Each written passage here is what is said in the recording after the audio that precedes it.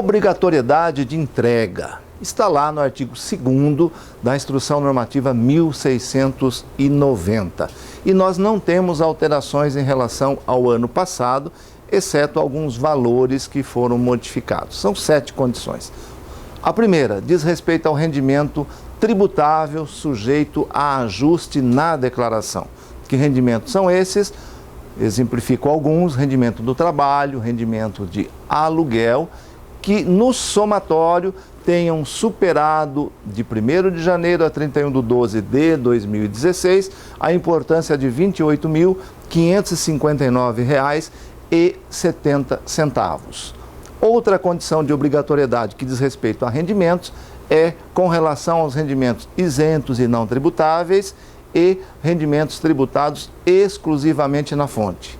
Exemplificando esses rendimentos: isento, caderneta de poupança, saque de fundo de garantia, a distribuição de lucros também são rendimentos isentos. Tributados exclusivamente na fonte: 13º salário.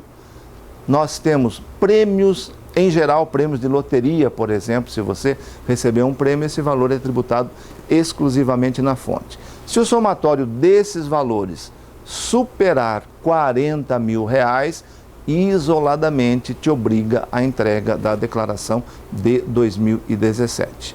Outra condição de obrigatoriedade diz respeito agora aos bens e direitos em 31/12 do ano anterior, 2016. Bens e direitos incluindo móveis, imóveis, aplicações financeiras, saldos bancários, etc. Se o somatório desses valores com relação a móveis, imóveis por valor original, com relação a aplicações financeiras e saldos bancários, saldo de 31/12, somados ultrapassem R$ 300 mil, isoladamente esta condição já te obriga à entrega da declaração do IRPF 2017. Com relação à próxima condição de obrigatoriedade, temos que prestar bastante atenção, porque são 2 condições que o tratamento é bastante diferente uma da outra. Primeiro, ganho de capital. O ganho de capital, ou seja, a alienação de um bem ou direito por valor maior em relação ao qual eu tive na aquisição, em relação ao que consta no meu patrimônio, é condição de obrigatoriedade se houver incidência do imposto, ou seja, ganho de capital tributável. Um ganho de capital isento, por si só, não é condição de obrigatoriedade. É importante ver que, se eu tenho um ganho de capital isento e esse valor isento é maior que 40 mil, a minha obrigatoriedade vem do item anterior, rendimento isento superior a 40 mil, não pelo fato de eu ter um ganho de capital. Já a segunda parte dessa condição de obrigatoriedade diz respeito à Bolsa de Valores futuros, mercadorias e assemelhados, que nós chamamos na Receita Federal de renda variável. Basta que você opere nesse mercado para que você esteja obrigado a entregar a declaração. Ou seja, como eu disse, operação não significa nem venda. Uma aquisição de ativos nesses mercados já te obriga à entrega da declaração.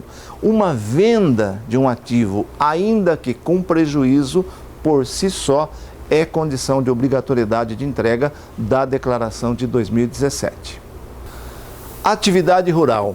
A atividade rural, se for sua única e exclusiva atividade, se for no ano de 2016 com receita total superior a R$ 142.798,50, porque esse número mágico, porque 20% desse montante vai dar o 28.559,70 que nós falamos há pouco. Se a sua receita bruta superou esse valor, automaticamente você está obrigado à entrega da declaração de 2017. Outra condição que te obriga também é quando você teve prejuízo em 2016 na atividade rural e deseja utilizar esse prejuízo para compensação com lucros futuros ou com resultado positivo futuro da atividade rural. Uma outra condição que te obriga à entrega também é você ter prejuízo de exercícios passados na atividade rural e desejar compensá-lo agora na declaração de 2017. Também está obrigado à entrega da declaração de 2017 aquele contribuinte que passou a condição de residente no Brasil e permaneceu nessa situação até 31/12 de 2016, tanto para um estrangeiro que vem para cá, quanto um brasileiro que saiu com ânimo definitivo ou temporário e se tornou definitivo e retorna ao país. Por si só, essa condição gera a obrigatoriedade.